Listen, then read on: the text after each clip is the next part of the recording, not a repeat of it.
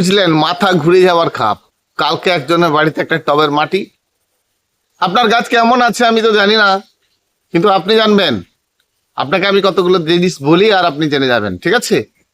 টবের একটুখানি নাকে দিয়েছি, বুঝেছেন, মাথা ঘুরে যাওয়ার খাপ, এতটা গন্ধ। তো আপনি আপনার গাছের কি করে পরীক্ষা করবেন? হঠাৎ করে কাণ্ড পচে যাচ্ছে, চুপ করে বসে আছে গাছ, পাতা হলুদ হয়ে যাচ্ছে। কিছু করার আগে এই কটা কাজ করুন তো, তারপরে আপনি ওই কাজটাই করুন আপনি যারা ভাবছেন। কিন্তু আমি যেটা বললাম আপনি করুন আর আপনার কাজে লাগবে।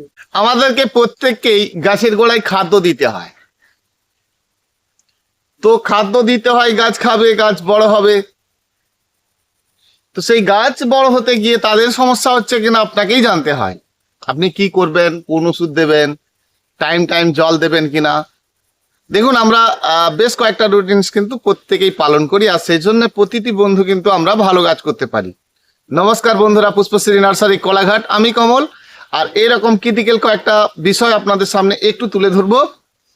পুরো ভিডিওটা দেখবেন এবং সময় দেবেন, নিশ্চয়ই বুঝতে পারবেন আমি কি বলতে চাইছি। তো কথা হচ্ছে, আপনি কত টাকা দিয়ে একটা টব কিনেছেন। আমি তো এক একজনের বাড়িতে দেখেছি। দেখুন, কোলাঘাটে আমার দুটো দোকান আছে, ওখান থেকে পাশাপাশি বন্ধুদের একটু একটু সমস্যা হলে ডাকে দেখতে হয়। বুঝতেই পারছেন, গাছের লোক মানে তো দেখতেই হবে। বন্ধুরা অনেক সময় কন্ট্যাক্ট করে জানার চেষ্টা করে, তাদেরকে সেই সময় মতো বলতে হবে।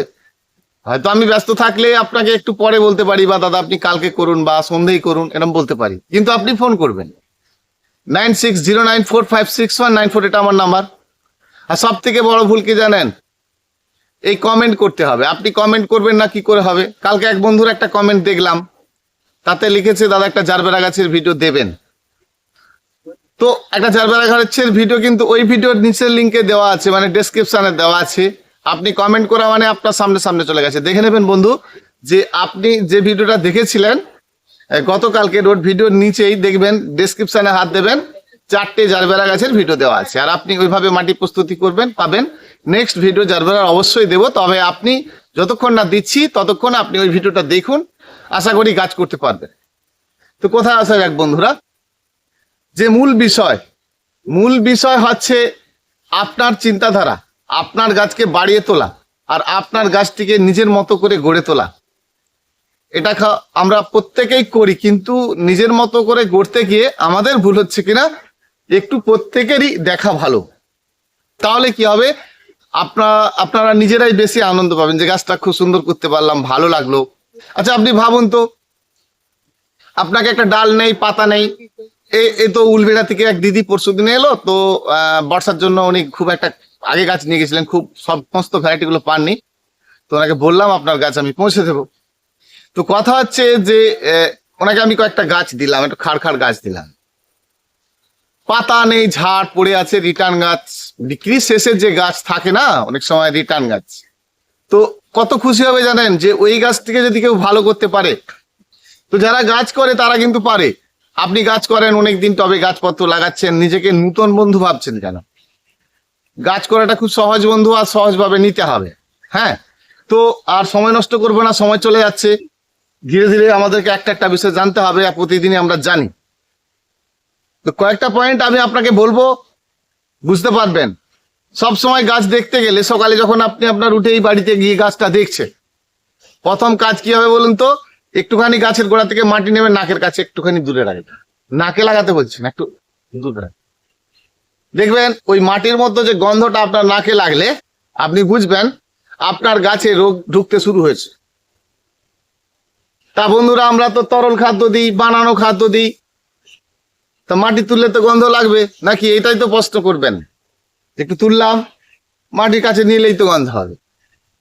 সব সময় জেনে রাখবেন, গাছ পচানো খাদ্যটা খায়। আমার পুরানো ভিডিও যারা দেখেছে তারা বুঝতে পারছে আমি কি বললাম। গাছ পচানো খাদ্য খায়, পচা খায় না। পচার ধর্ম হচ্ছে পচিয়ে দেওয়া। অর্থাৎ আমরা যে সকল জিনিসগুলো কিনে নিয়ে আসি, সেটা সম্পূর্ণ ডিকম্পোজ ভেবে নিয়ে আসি, কিন্তু ডিকম্পোজ সবটাই নয়। আপনি এই যে ভার্মি কম্পোজ কিনে নিয়ে এসছেন, আপনাকে কোন দোকানদার কেমন ভাবে দিয়েছে আমি দেখতে পাচ্ছি এখান থেকে, কিন্তু আপনাকে পারমিশনটা দিই কি করে? সেই জন্য আমরা এইগুলোর থেকে দূরে থাকবো না, এদের থেকে কিছু নেব, কিন্তু বুদ্ধির দ্বারাই নেব। ডিকম্পোজ না হলে ওটা গিয়ে ভেতরে ডিকম্পোজ হবে, সেটা আপনারা জেনেছেন। অর্থাৎ গাছ রোপণের উপরে আমরা এইসবগুলো দেব, গাছের জন্যই তো দিচ্ছি নাকি। দেওয়ার প্রসেসটা, আপনি কিসের কাঁসার থালায় ভাত খেতেন, কলা পাতায় করে ভাত খাচ্ছেন বা শাল পাতায় করে খাচ্ছেন, উদ্দেশ্য থাকবে খাওয়াটা। অর্থাৎ গাছের মধ্যে আপনি যে খাদ্যটা দিতে চাইছেন সেটাকে আমি বাধা দিচ্ছি না, আপনি দেবেন, কিন্তু দেওয়ার প্রসেসটা বদলে দেবেন, দেখবেন ভালো কাজ পাবেন। আপনি ধরুন আপনার বাড়ির কিছু কিচেন কম্পোজ, কিছু আপনার পাতাকে পচিয়ে সার ইত্যাদি আপনি বানিয়েছেন, খুব কষ্ট করে বানিয়েছেন, বেশ কিছুদিন ধরে একটু একটু করে বানিয়েছেন, একটা জায়গায় রেখেছেন, খুব ভালো কাজ। আমরা সবসময় বলবো যে এইগুলো বেশি বেশি ব্যবহার করুন। হ্যাঁ, যত বেশি বেশি ব্যবহার করতে পারবেন তত গাছের যে লাইফটা অনেক বেশি ভালো থাকবে। অর্থাৎ এগুলো কিন্তু আমরা ব্যবহার করব, শুধু প্রসেসটা। এই মাটির মধ্যে গন্ধ থাকবে আর থাকবে না, কি করলে গন্ধ থাকবে আর কি করলে গন্ধ থাকবে না, কি করলে উপর থেকে শুকনো হওয়া বন্ধ হবে, কি করলে গাছের অর্ধেক থেকে ভেঙে পড়ে যাওয়া নষ্ট হয়ে যাবে, কি করলে পাতাটা ছোট ছোট বড় থেকে ছোট ছোট যাচ্ছে, ভেঙে যাচ্ছে। তো এর কারণেই কি শুধু ওষুধ দিলেই হবে? অনেক গাছই আপনি ভালো করে লক্ষ্য করুন, তো অনেক গাছই আপনি ভালো করে লক্ষ্য করুন, গাছটিকে ভালো করে দেখুন, কোথাও পোকা নেই, কিন্তু গোটা গাছটাই কুঠে হয়ে বসে আছে। লক্ষ্য করুন, আপনার তো অনেক গাছ আছে, বাড়িতে গিয়ে যে সকল গাছগুলো আছে, জবা আছে, গোলাপ আছে, দেখুন গাছের দিকে ভালো করে তাকিয়ে দেখুন, পাতা উল্টে পাল্টে দেখুন, পোকা নেই। পাতাগুলো দেখছেন বেঁকে ছোট হয়ে বসে আছে, পোকা কোথায় আছে? আপনি অলরেডি ওষুধ দিয়েছেন কোথা অনুযায়ী, কাকা সোনাটা, ওই পোকার ওষুধ আপনি দিয়েছেন বিভিন্ন ধরনের, কাকা সোনাটা, ওমাইড, যা কিছু, ডিলকা ফল, কেলথিন, যে যেমন পাচ্ছেন দিচ্ছেন, কিন্তু আপনি তারপরেও দেখছেন আপনার গাছে পোকা নেই, তারপরেও দেখছেন পাতা ছোট হয়ে আছে। তো এরকম কয়েকটা বিষয় আমাদেরকে জানতে হবে, তাহলে কিন্তু একটা গাছের কাজ শিখতে গেলে জানেন তো লাইফ চলে যায়। অর্থাৎ শেখার কোনো বয়স নেই, যতদিন আপনি শিখতে পারবেন গাছের সম্বন্ধে জানতে পারবেন। সেই একই রকম যেন শুনছেন, তার মধ্যেও যেন অনেক কিছু রয়েছে।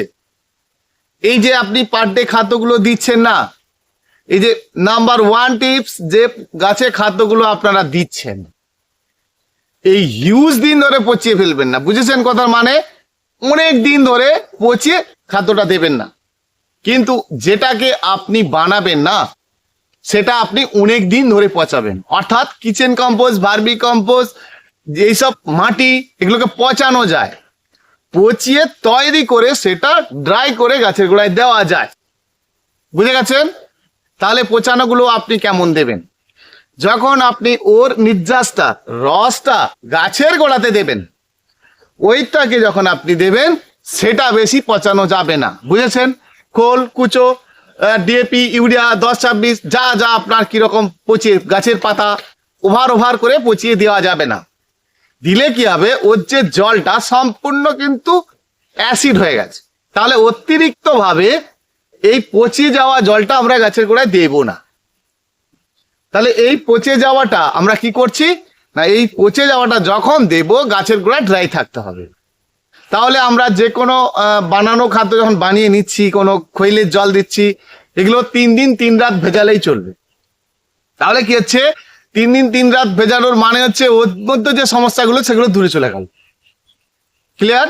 এবারে যেটা আপনি অনেক দিন ধরে বানাচ্ছেন, ডিকম্পোজ করতে চাইছেন, বুঝতেই পারছেন না কি বলছে কমল, ডিকম্পোজ করতে চাইছেন গাছের পাতা, তারপরে ভার্মি কম্পোজ, কোকোপিট ডিকম্পোজ করে একটা খাদ্য বানাতে চাইছেন, সেটাকে আপনি অনেক দিন ধরে ভিজিয়ে পচিয়ে রাখতে পারেন।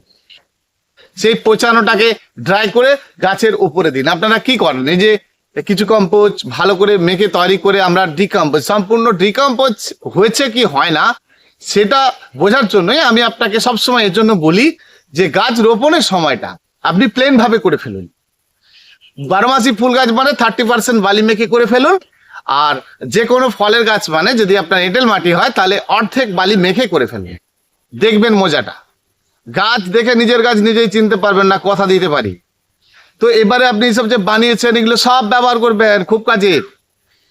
উপরে উপরে দেবেন। এই মাটির মধ্যে যে দুর্গন্ধ, এই দুর্গন্ধ থাকলেই শেকড় পচবে। আর শেকড় পচে যাওয়ার জন্য আবার দুনিয়ার ফাঙ্গিসাইড ওষুধ দেবেন, একবার হলুদ দিচ্ছেন, একবার সাপ পাউডার দিচ্ছেন, নানান কিছু দিচ্ছেন ভালো হওয়ার জন্য। কিন্তু এতটাই বেশি জটিল হয়ে আছে আপনার টবের মাটি, যেটা করা যাচ্ছে না। ক্লিয়ার? তাহলে আমরা এইভাবে বানিয়ে নেব, তরল খাদ্য একভাবে আর বানানো খাদ্য আর একভাবে। তাহলে সেটাকে সম্পূর্ণ ডিকম্পোজ আলাদাভাবে করে নেব। আর খাদ্যকেও যখন আমরা দোকান থেকে কিনবো, সেটা আপনারা জেনেছেন, আলাদাভাবে কিছুটা মাটি মেখে জলের ছিটে দিয়ে অন্তত 7 দিন পর থেকে ব্যবহার করবেন। তাহলে মাটির মধ্যে এই যে সমস্যাগুলো আপনি দেখতে পাবেন না। এবারে আসি, আপনার এক একটা গাছ চুপ করে বসে আছে, কিছুই পারছে না, কিছুই হচ্ছে না। আর এই কিছু হচ্ছে না মানে আপনাকে জানতে হবে যে মাটির মধ্যে গাছের শেকড় আপনার মাটিকে নিচ্ছে না। কি করে নেবে? এই সমস্যার সমাধান একজনই করতে পারে। দেখুন, একটা কথা বলি, আপনার গাছে গোড়ায় আপনি খাদ্য দিয়েছেন, ভালো করে খাদ্য দিয়েছেন, চুপ করে গাছ বসে আছে, ঝিমোচ্ছে, ঘুমোচ্ছে, গাছ বেঁচে আছে, একদম বেঁচে আছে, কিন্তু চুপ করে বসে আছে, কিচ্ছু বলছে না। 2 মাস, 3 মাস, 4 মাস, কোন ওষুধের চিন্তা পরে হবে। ওর যে মাটির মধ্যে যেগুলো ধরে আছে, একটা কথা বলি আপনাকে, ধরুন আপনি এক গাছের গোড়ায় এতগুলো খোল দিয়ে দিয়েছেন, তারপরের দিন দেখছেন গাছটা ঝিমোচ্ছে, কি করবেন? কি করবেন? আপনি গিয়ে আবার কি গাছের গোড়ায় জল দেবেন? এই যে খৈলটা, যে খাদ্যটা আপনি গাছের গোড়ায় দিয়েছেন, হ্যাঁ, যে খাদ্যটা আপনি গাছের গোড়ায় দিয়েছেন, সেটা মারপিট করা শুরু করে দিয়েছে। জল দেবেন তো আরো ফাস্ট দৌড়াদৌড়ি করবে। তাহলে এদের দিকে রুখবে কি করে? এদের দিকে থামানো যাবে কি করে? হ্যাঁ, তখনই কিন্তু চারধারের মাটিকে সাথে সাথে এলোমেলো করে দেবে। যখন দেখবেন মাটির মতো সবুজ স্পট, গাছের ড্যাম্প হয়ে বসে আছে, গাছ বসে আছে, পরবর্তী চিন্তাটা পরের কাজ, প্রথম কাজ এটাই হতে হবে। এটা নার্সারি টিপস। তাহলে চারধারটাকে ভালো করে খুপড়ে একবারে ড্রাই করে ফেলবেন। তাহলে কি হচ্ছে, আপনার যে লিকুইডটা যেটা গিয়ে গাছের উপরে টাচ করছিল, গাছের ক্ষতি করছিল, বন্ধ হলো। এবার আপনি কি করছেন? ফাঙ্গিসাইড দিচ্ছেন, এপসম সল দিচ্ছেন, হিউমিক অ্যাসিড দিচ্ছেন, সব ছাড় আছে, দিতে পারেন, কিন্তু ফার্স্ট কাজ এটা না করলে কোনোটারই কাজ হবে না। তাহলে মাটিকে আমরা ফার্স্ট টাইম কিন্তু ড্রাই করে নিব। আর ড্রাই করে নিলে যে সমস্যাটা এসে এটা করছিল সারা বডির উপরে, সেটা কিন্তু অফ হয়ে যাবে। তাহলে অ্যাটাক করাটা আগে আপনাকে বন্ধ করতে হবে। এই অ্যাটাক করাটা যদি আপনি বন্ধ করতে পারেন, যে কোনো সময় গাছের খাড়ত্ব গাছকেও আপনি কিন্তু ঠিক করে নিতে পারবেন। আর এর জন্য আপনারা দেখতে পান যে গাছের পাতা সব পোকাও নেই, কিছু নেই, খুঁটে চুপ করে বসে আছে, চুপচাপ বসে আছে। এর পরের কাজ হবে এই অসুস্থ গাছটিকে সুস্থ করে তোলা।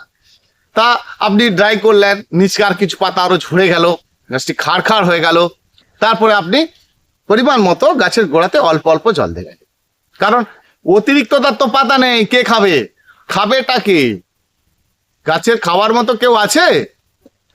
টুকটুক করে একটু একটু করে জল দেবেন, আর সুন্দর করে শেকড়, এই যে খাদ্যটা আপনার মাটির মধ্যে গাছ খেতে পাচ্ছিল না, অ্যাসিড অম্বল নিয়ে বসেছিল, ওই যে যখনই আপনি ড্রাই করছেন, টোটালটা অফ হয়ে গিয়ে ওটা ড্রাই খাদ্য তৈরি হয়ে গেছে। সেই খাদ্যটা কিন্তু ধীরে ধীরে গাছ খেতে পাবে, এবং এই সময়ের জন্য কিছুদিন খাদ্যটা বন্ধ রাখবেন। দেখবেন যে আমি যেটা বললাম, ধীরে ধীরে আপনার গাছ বৃদ্ধি হচ্ছে। বৃদ্ধি হওয়ার জন্য আপনাকে গাছকে সাথে সাথে কিন্তু মুভ করাতে হবে, অর্থাৎ কুশিগুলোকে পিঞ্চ করে দিতে হবে। যে কুশিটা তো বেরোচ্ছিল কুঠে, ছোট হয়ে গেছে, তা সেটা তো আর রেখে আপনার কাজ নেই। ধরবেন, পিঞ্চ করে দেবেন, দেখবেন সাইড দিয়ে সুন্দর শাখা বেরোচ্ছে। তারপরে দেখবেন যে ডোকাগুলো বেরোচ্ছে, খুব ফ্রেশ ভাবে বেরোচ্ছে। তাহলে তো আপনার খাদ্যটা আরো একটু বন্ধ রাখতে হবে। আর যদি দেখছেন বেরোচ্ছে কিন্তু কম বেরোচ্ছে, বৃদ্ধি কম হচ্ছে, তারপরে আপনি আবার তরল খাদ্য, বানানো খাদ্য যেমন ভাবে দেন আর সেটাই দেবেন। তো বন্ধুরা, আর ছোট্ট করে 2-1টা বিষয় বললাম। এরপরে যদি প্রশ্ন থাকে, যদি না বুঝতে পারেন, অবশ্যই ফোন করবেন। Phone number 9609456194।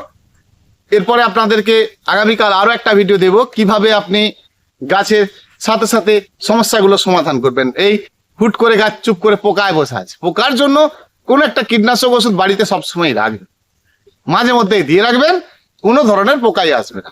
আর সেই জন্য এই কীটনাশক ওষুধটি আপনাকে মাঝে মধ্যে দিয়ে রাখতে হবে। আর ভালো থাকবে, গাছ ড্রাই থাকবে।